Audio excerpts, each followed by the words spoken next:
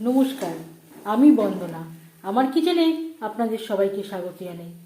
আবারও এসে হাজির হয়েছি মানকচু বাটা বা মানকচু ভুনার একটি রেসিপি নিয়ে।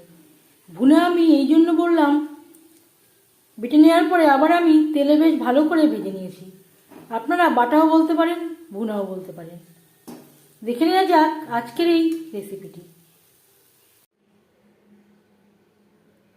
মানকচু বাটা বা মানকচু ভুনা তৈরি করার জন্য এখানে আমি নিয়েছি মানকচু, যেটা আমি মোটা করে খোসা ছাড়িয়ে নিয়েছি, তারপর ছোটো ছোটো টুকরো করে কেটে নিয়েছি, পরিষ্কার করে ধুয়ে নিয়েছি। আর লাগছে দুটো পেঁয়াজ, একটা রসুন, 5-6টা কাঁচা লঙ্কা। মিক্সচারের একটা জারে নিয়ে নেব কচু,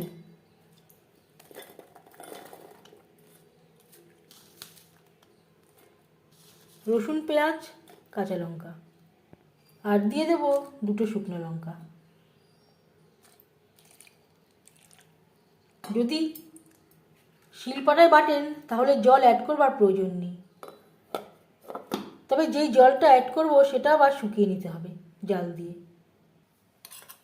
2 চামচ মতো আমি জল অ্যাড করে কচু, পেঁয়াজ, রসুন, লঙ্কা বেটে নিয়েছি। এবার যাচ্ছি নেক্সট স্টেপে। রিফাইন্ড অয়েল গরম করে নিয়েছি। আমি রান্নাটা রিফাইন্ড অয়েলে করছি, আপনারা চাইলে সরষের তেলেও করতে পারেন। পেঁয়াজ হালকা করে ভেজে নেব।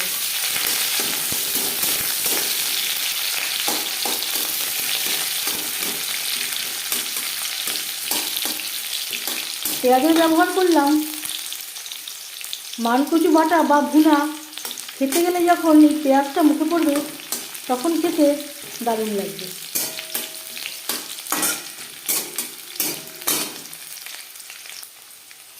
পেঁয়াজ হালকা করে ভেজে নেওয়ার পর দিয়ে দেবো মানকচু বাটা।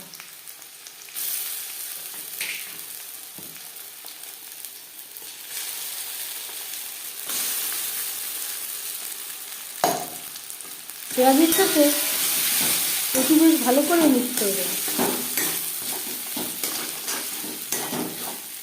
এইভাবে বানালে যে কোনো কচুই গলা ধরবার সম্ভাবনা একেবারেই থাকবে না।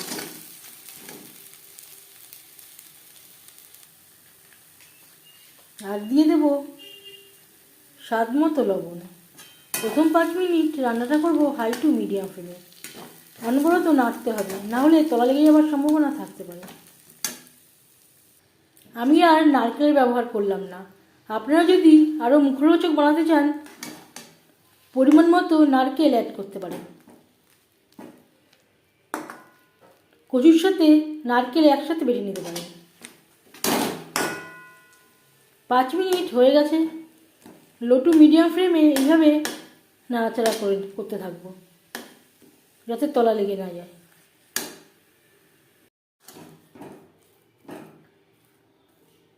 মানকচু বাটা কড়াই থেকে ছেড়ে আসছে, কালারটাও পুরোপুরি চেঞ্জ হয়ে গেছে।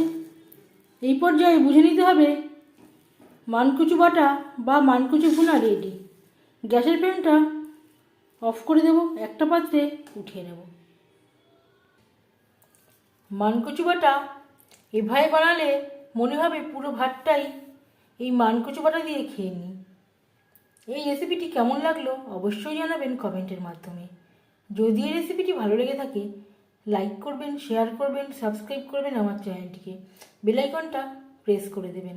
যখন আমি নতুন ভিডিও আপলোড দেব তার নোটিফিকেশান সবার আগে আপনার কাছে পৌঁছে যাবে। আপনারা সবাই অনেক অনেক ভালো থাকবেন। এই ভিডিওটি দেখার জন্য ধন্যবাদ।